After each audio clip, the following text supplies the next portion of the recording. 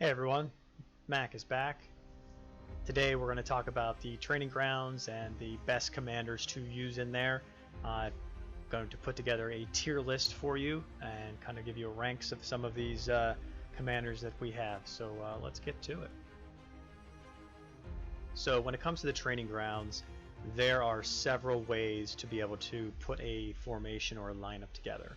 The very basic way is to put 3 tanks in the front and 2 hitters, 1 to 2 hitters in the back, and then maybe some kind of healing or defense, someone that gives defense to all of your troops. So it really depends. That's a very simple, basic formation to do. Some like to forego the healing and just put all of the hitters in there, just all the high damage dealers, and those are fine.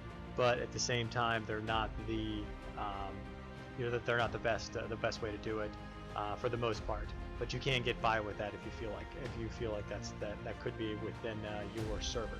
So something that you want to consider are these commanders here. These are the ones I think are some of the best commanders to be able to use. We're going to start off here with Sabrina, and Sabrina is very good because she gives prowess, which is actually attack, to all the other commanders in the line. She has a nuke skill that does a considerable amount of damage to the the commander she's attacking. So I think right off the bat I'm just going to casually throw her in like the B level, and we'll kind of move her around if and when needed. And Sheila does the exact same thing as in regards to the nuke skill, as Sabrina does. However, there is Sheila has a passive skill of a 2-second stun, which is very good. Plus, she has a little bit higher attack damage overall, so just like her base damage. So I think she's a little bit higher. I actually would put her in the A group, I think, right now. If I have to move her down, I would probably move Sabrina over or down 1, because she's better than Sabrina is. When it comes to Simon, he is probably in the top tier, and the reason I say that is because his healing is just really good. It's some of the best for the training ground. If you don't have Simon in your lineup and someone else does, there is a very high possibility that you're going to lose that battle.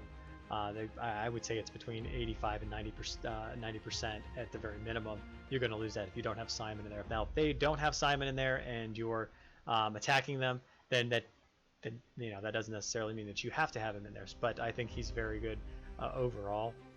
When it comes to Sonora, she has an attacking stack ability that's really good. She does a lot of damage. If you have her gold, she does a lot of base damage, and if you give any type of blessing, a buff to the females or infantry or melee commanders, then she's going to be very good as well. I think I'm going to put her kind of right there in that same tier as Sabrina. I think they're very similar with the amount of damage that they deal.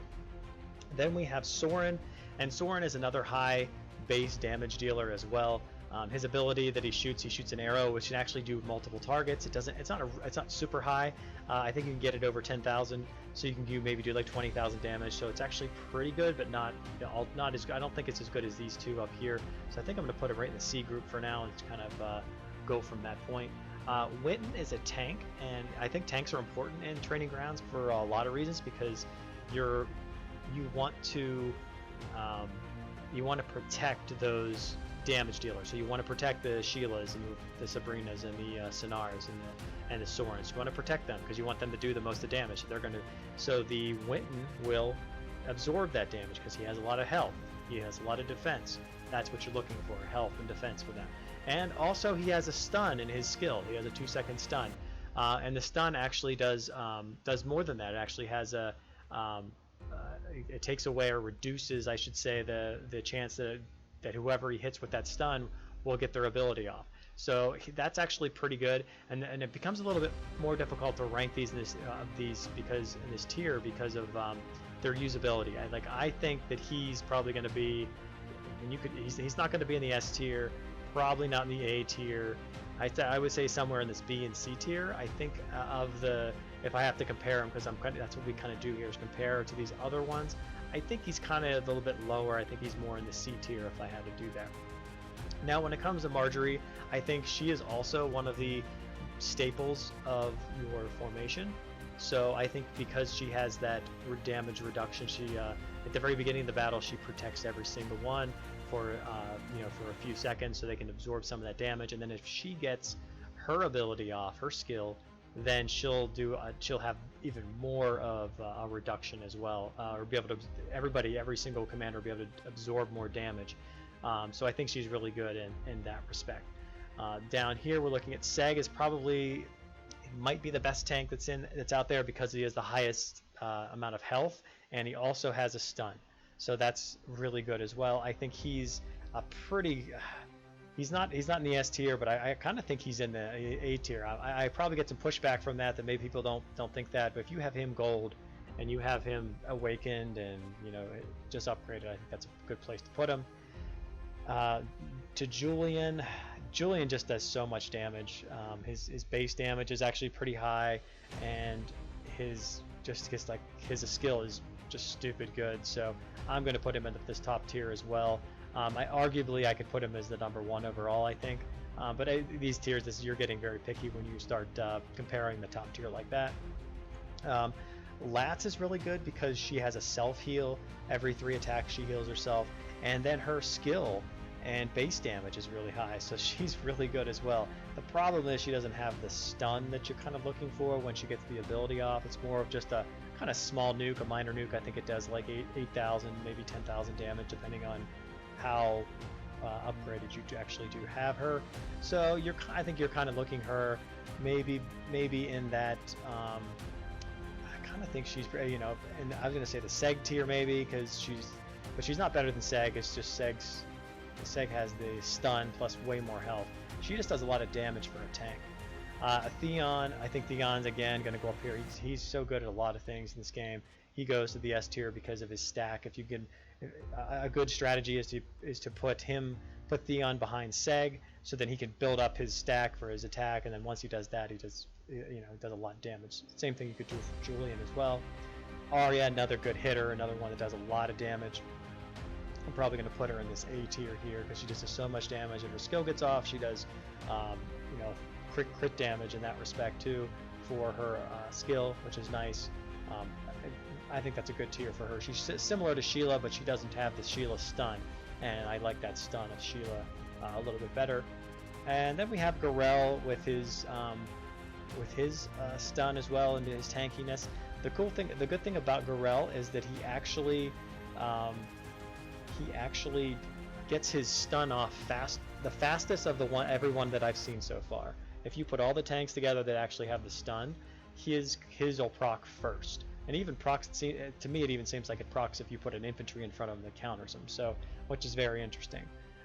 So I like that. I think that's a really good ability. I'm not going to put him in the A tier because that's all he really does is get that one initial stun off, but I think I'm going to put it right in the front of that B tier because I think he's really good there.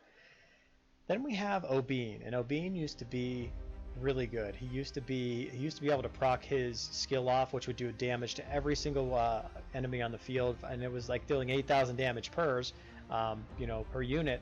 Times that by 5, we're talking 40,000 damage. So there's a lot of damage that he was doing. Now that doesn't happen as quickly anymore, so it's not as good because of Simon's healing ability. So he'll start healing people and keeping them alive, where Obene doesn't have enough base damage to be able to do much better than that. So I kind of think he's right here at that bottom, the bottom of this C tier here.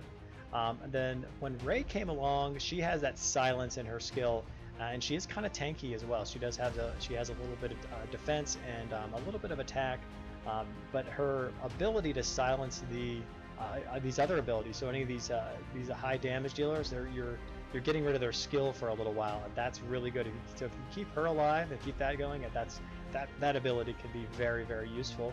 I think it's kind of on the backside of the A tier, because it can be really good, but if she, it doesn't always have to be.